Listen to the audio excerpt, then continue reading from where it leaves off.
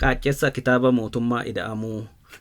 Kitaaba mootummaa ida'amuu jedhu kana kan barreessee dubbistootaaf dhiyeesse muummeen ministeerota Itoophiyaa Dr. Abiy Ahmadi. Kitaabni kunis mata duree ida'amuu jedhamu irratti kitaaba itti fufinsaan barreeffame afraffaadha. Kanaan dura ida'amuu, dhaloota ida'amuu fi daandii ida'amuu kitaabileen jedhaman barreeffamuun harka dubbistootaa ga'aniiru. Kitaabni afraffaan mootummaa ida'amuu jedhu kunis harka dubbistootaa erga ga'e torbanoota muraasa ta'eera. Mata duree xiyyeeffannoo fi firii waan ta'eef anis kitaabicha guutuusaa dubbisuun qaaccessa isaa haala armaan gadiitiin dhiyeesseera. Kaayyoon qaaccessi kun ittiin qophaa'e marii fi qaaccessi biroo akka dhiyaatuuf karra saaquu biratti kaayyoo mootummaa Itoophiyaa baruu, qajeeltoo fi tarsiimoo mootummaa hubachuu, egeree diinagdee fi hawaasummaa biyyaa irratti kallattii kaa'ame beekuudhaafi. Hundaa ol mootummaan ida'amuu rakkoo walxaxaa siyaasaa fi diinagdee jiru hiikuuf kaayyoo maalii qaba kan jedhu hubachuufi. Dubbistoonnis karoora baafattanii yoo dubbistan mootummaan badhaadhinaa eessaa garamitti deemaa jira kan jedhu hubachuuf kitaabni kun filannoo sirrii natti fakkaata. Kitaabni ani dubbise kan afaan Amaariffaan barreeffameen waan ta'eef qaaccessi koos isuma ilaallata. Seensa. Kitaabni mootummaa ida'amuu kutaa 3 gurguddaa fi boqonnaa 13tti kan qoodamedha. Kutaan jalqabaa laga mormor irratti bishaan dheebochuu, kan itti aanu mootummaa ida'amuu fi sadeessoon siyaasa tasgabbaa'e milkaa'ina diinagdeef jedha. Kitaabichi seensaa fi guduunfaa akkasumas kitaabilee wabii ta'an iddoo isaaniif malutti kan qabatedha. Wantoota baay'ee isaanii gadi fageenyaan qaaccessanii barreessuuf yeroo, beekumsaa fi muuxannoo mataa ofii danda'e gaafata waan ta'eef ani yeroodhaaf sana keessa hin seenu. Gabaabinaan garuu wantootan hubadhe isiniifan dhiyeessa.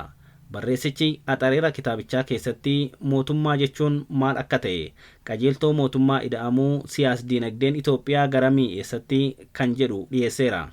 Mata dureewwan akka diinagdee, qonna, industirii magaalaa fi tuurizimii bal'inaan dhiyeessa. Teeknooloojii, hawaasummaa, siyaasa, seenaa addunyaa, seenaa biyyaa, sochiilee mootummoota Itoophiyaa, ilaalcha hunda galeessa mootummaa ida'amuu, qajeeltoowwan mootummaa ida'amuu fi kan kana fakkaatan waan hammateef dubbisaan wantoota baay'ee irraa hubata abdii jedhuun qaba. Afaanii fi haalli barreeffama yookiin writing style kitaabichaa namoota fiixee garaagaraa jiraniif bifa ta'uun qophaa'e jedhee yaada. Gama tokkoon akka hoogganaa biyyaatti lammiileen barumsa idilee keessa hin turre garuu dubbisuu danda'an akka hubatan ni taasisa. Qonnaan bulaa hanga daldalaa, hojjetaa hanga abbootii amantaa dubbisuu fi hubachuu danda'u. Ammoo piroofeesaroonni yuunivarsiitiillee akka xiinxaluu danda'anitti yaadrimeewwan yookaan konseptis haaraa tokko dabaleera jedhee yaada. Fakkeenyaaf nuura yookiin imagination, ida'amuu fi seera warqee yookiin golden rule, tarsiimoo diinagdee fi siyaasa irratti qorattootaaf waan qo'achuu fi xiinxaluu danda'an lafa kaa'eera jedhee yaada. Akkuma Anastaayin beekaa jechuun waan beeku sana akkoo isaa hubachiisuu yoo danda'edha jedhu, ani immoo beekaa jechuun nama waan barreessuu fi dubbatu akkoo isaas hubachiisuu danda'u, akkasumas ijoollee reefuu guddachaa jirtu hubachiisuu danda'u jedhee yaada. Bu'uura kanaan kitaabni kun dubbisanii hubachuuf manguddoodha hanga ijoollee lafaa dhufootti koorniyaa osoo hin qoodin, ogummaas osoo adda hin baasin itti hin ulfaatu jedhee yaada. Afaan salphaa fi namaaf galuu danda'uun katabame jechuu kooti. Beektonni afaanii ammoo murtoo isaanii kennuu ni danda'u. Qaama qaaccessa kitaaba mootummaa ida'amuu. Osoo boqonnaa tokko hin seenin dura hiikkan jechootaa fi guduunfaa ijoon yookiin executive summary kitaabichaa dhiyaateera. Achi keessattis ida'amuu, mootummaa fi mootummaa ida'amuu ibseera. Ida'amuu yaada hanga gochaatti kaleessa keessaa waan gaarii har'a immoo waan irraa ta'uu fi boriif ta'u hojjechuu, egeree milkaa'uuf of qopheessuudha jedha. Kana malees haala qabatamaa yeroo yeroon jijjiiramu keessatti of jijjiiraa, ana qofa osoo hin taane anaa fi nuyi miira jedhuun waan ofii guddifachaa, waan waloo jabeeffachaa, waan warra biroo ammoo kabajaa jiraachuudha jedha. Keessumattuu rakkoon biyya kanaa ilaalcha irraa eegala waan ta'eef ilaalchi keenya wal kabajuu, wal safeeffachuu, gareen tokko garee biraa osoo hin ukkaamsin miira waliin injifannootiin jiraachuudha jedha. Ida'amuun rakkoo irra ce'anii ifa boru jiru ilaaluun humna, beekumsaa fi ogummaa itti dabaluun furmaata fiduudha malee bara baraan waa'ee rakkoo haasaa jiraachuu miti jedha. Bal'aa waan ta'eef isin dubbisaa. Itti fufuun waa'ee mootummaa ida'amuu kaasa. Sana dura sirna mootummaa kaapitaalizimii gaggeessuu hanga mootummoota misoomawaatti kaasee mootummaan ida'amuu taligiyaada yookiin ayidooloojii diinagdee tokko qofaan osoo hin taane kan haala qabatamaa biyya keenyaaf ta'u sirna diinagdee hunda keessaa waraabbachuun akka danda'amu dubbata. wantoonni kanaan dura ijaarranne gaarii kan iddoo birootii argannu irratti dabalachaa rakkoo diinagdee Itoophiyaa walxaxaa fi gadi fagoo ta'e kana jijjiiruu qabnaa jedha. Achitti humna nuuraa yookiin the power of imagination baay'isee kaasaa ilaala. Mootummaan ida'amuu mootummaa kalaqaa fi hojii uumuuti yookaan entrepreneurial government jedha. Bal'ina isaa kitaabicha dubbisuun argattu. Sana booda gara boqonnaa tokkootti ce'a. Boqonnichi laga mormoru yookiin Abbayyaa irratti bishaan dheebochuu yookiin Abbayyi liji uhaa xammaa jedhee eegala. Mammaaksu kun gowwaan bishaan keessa dhaabbatee dheebota kan jedhu waliinis wal fakkaata. Rakkoo Itoophiyaan dabarsitee fi itti jirtu takkaa lamaan tarreessa. Osoo uumamaan badhaatuu taatee jirtuu, osoo uummata kana danuu qabduu akkamitti biyya hiyyeetti fi duubatti hafte taate jedhee eegala. Rakkoolee bulchiinsaa fi mootoolee Itoophiyaa keessattuu bara Minilikii hanga bara muummee ministeerota Abiyyiitti jiru dhiyeessa. Rakkoo bu'uuraalee misoomaa, rakkoo seenaa fi seeneffama irraa dhufe, waraana, hanna, malaammaltummaa, qabeenya qisaasessuu fi kan kana fakkaatan hima. Ammoo akkas jedha, nuti rakkoo lamaa fi qorumsa tokkoof harkaa qabna. Rakkoolee hawaas dinagdee fi siyaasaa kaleessa irraa dhaalle, rakkoolee har'a jiranii fi qorumsa fuulduratti nu eeggatu jedha. Kana furuuf garuu boqonnaa 3 dubbisa. Cehuu yookiin utaaluu, uumuu, saffisuu, gurmaa'uu qabna jedha. Ammoo eenyu, maal, yoom, akkamitti dhimma jedhuuf kitaabicha dubbisaan gorsa keenya. Itti fufuun waa'ee sirnoota diinagdee, capitalism, command developmental, mixed economy dhiyeessa. Moodeelli diinagdee Itoophiyaa moodeela ida'amuutii jedha. Kunis mootummaan gahee leencaa yoo qabaatu, seektara dhuunfaa gahee qeerransaa qabaatu jedha. Bal'ina isaa dubbisa.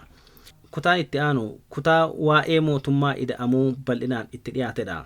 Boqonnaa 5 geenyeerra jechuudha. Asitti amaloonni mootummaa ida'amuu bal'inaan ifoomaniiru.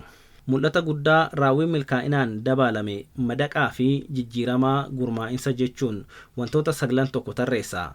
As keessatti jijjiirama diinagdee keessatti taasifamaa ture kaasuun addunyaan keessa jirru saffisaan jijjiiramaa jira. Poolisii fi waliigalteen ganama ba'e galgala jijjiirama. Kanaafuu jijjiirama teeknooloojiitti saffisaan madaqaa ammoo jijjiirraa fiduu, jijjiirama garii ammoo dandamachuu akka irra jiru ifoomsa. Bal'ina isaa dubbisa. Kutaalee itti aanan keessatti mootummaan ida'amuu toora xiyyeeffannoo isaa 1-2 dhiyeesse. Boqonnaa 6 hanga 13tti jechuu kooti. Boqonnaa 6 irratti baadiyyaa ce'e jedha. Baadiyyaa egeree, baadiyyaa ammayyoome, baadiyyaa humna ibsaa, bishaan qulqulluu, dhaabbilee yaalaa fi warshaalee of keessaa qabu. Baadiyyaa precision agriculture, smart agriculture qabu. Baadiyyaa irraa baqatamu osoo hin taane itti baqatamu kaasa. Boqonnaa baddaa, qonna makaanaayizeeshinii, qonna gammoojjii, magaalaa, ashaaraa magariisa, loon horsiisuu, qurxummii horsiisuu, aannan buuphaa fi wantoota nu barbaachisan oomishuu balballoomsa. Karoorri mootummaan badhaadhinaa qonna Itoophiyaa yeroo 3 nyaachisuu osoo hin taane qonna lammiilee irraa hafee akkuma Israa'el faa biyya bakkeetti gurguramuu kan teeknooloojii sirriitti fayyadamuu abjoota. Akkamitti yoo jettan kitaabicha dubbisaa. Kutaan itti aanu industirii mootummaa ida'amuutiin kan jedhudha. Toora kana hubachuuf jijjiirama teeknooloojii amma jiru beekuu, hubachuu, warraaqsa industirii 1-2 hanga 5 ga'e beekuu gaafata. Kitaabichis warraaqsa industirii haala namaaf galuun kan bara 1750 hanga 1860, 19 duwwaa hanga 1960, 1980 hanga 2010 haala ifa namaaf ta'uun ibsa. Sana keessatti baroota 300 akka duubatti hafne dhaabbannee hin ilaallu jedha kitaabichi. Maal akka yaadanii ibsa. Bu'uuraalee industirii hatattamaan jijjiiruu hanga artificial intelligence misoomsuu, keessumattuu faayidaa booda dhufummaa yookiin late comer advantage akkamitti fayyadamna kan jedhu ibsa. Bal'ina isaa isin dubbisa. Kutaan itti aanu dhimma magaalaati. Magaalaa ammayyoome jedha. Ammoo waa'ee magaalaa qaroome yookiin smart city bal'inaan kaasuun magaalota fakkeenya ta'an dhiyeessa. Hunda dura magaalaa jechuun ilaalcha gochaa fi amaleeffannaadha jechuu akka ta'e hima. Magaalli ijaarsa gamoowwanii osoo hin taane haala sammuun namaa ittiin ijaarame hawaasummaa fi qaroomina ta'uu hima. Kanaaf magaalummaan sammuu keessa akka jiru, kana irratti sirriitti hojjechuun akka irra jiru, akka Itoophiyaatti ammoo uwwisa yookiin kaavireejii magaalaa parsantii 23 irra jiru gara 70tti guddisuu akka fedhu kaasa. Wantoota Finfinnee irratti dalagaman bal'inaan kaasaa ilaalaa isinis. Boqonnaa 9ffaan waa'ee turizimiiti. Turizimiin utubaa diinagdee Itoophiyaa isa haaradhaa jedha. Biyyoonni hedduun akkamiin turizimii akka guddisan, turizimiin seektaroota kaaniif akkamiin akka bu'aa fidu ibsa. Turizimii irratti hojjechuun reef eegalamee jedha. lammiileen biyya keenyaa waan gaarii ilaaluu yookiin daawwachuu, seenaa beekuu yookiin ilaaluuf mirga qabu jedha. Turizimiif seenaa, hambaalee fi teessuma lafaa mijataa qabaachuutu irraa eegama jechuun Itoophiyaan wantoota kanaan kan badhaatedha jedha. Muuziyeemii saayinsii, muuziyeemii biqilootaa, iddoo kunuunsa bineensotaa dabalatee waan hedduutu jira. Fuuldurattis wantoota seenan nu badhaaserraa awwaara hurgufnee miidhagsinee itti fayyadamna, haaras ni uumnaa jedha. Maaltu akka karoorfame kutaa kana keessaa bal'inaan argattu. Kutaa sadaffaan kitaaba kanaa tasgabbii siyaas-dinagdee milkaa'uuf kan jedhudha. Kunis boqonnaa 10 hanga 13tti kan jiru qabiyyee hedduu kan hammatedha. Kutaan kun siyaasa Itoophiyaa bal'inaan kaasa. Siyaasa kuffisanii darbuu yookaan kufanii darbuu, siyaasa tapha kufuu yookiin darbuu. Bitootessa 14 bara 2010 jijjiiramni wayita dhufee siyaasni Itoophiyaa akka tasgabbaa'uu jalqabe himuun tasgabbiin yeroo muraasaaf ture gara jeequmsaa fi diigumsaatti akka ce'e hima. Rakkoolee turanis takkaanaallee. Asitti rakkoo dhaabbilee yookiin gartuulee mormitootaa kaasaniiru. Rakkoo mootummaan gara kanaan qabu garuu hin kaasne. Waliigalatti garuu rakkoolee fi amala siyaasaa Itoophiyaa himaniiru. Siyaasa hiriyyummaa yookiin firoomaa, siyaasa faayidaa, siyaasa yaada maleessaa osoo dandeettii hin qabaatin aangoo maallaqaa fi kabaja addaa barbaaduu kaasuun mormaniiru. Mootummaa filannoo gara mootummaa bittaa fi gurgurtaatti ceesisuuf adeemsa turee fi jiru miira uummata bal'aa karaa garaa bituun aangootti ba'uuf taasifamaa jiru ni dhaamu. Asirratti dubbisaan dhugaa lafa jiruu fi barreeffama isaanii ofiif madaallatee waan isaaf ta'u yaa fudhatun jedha. Dabalataan siyaasa yaada maleessa jedhu addatti kaasu.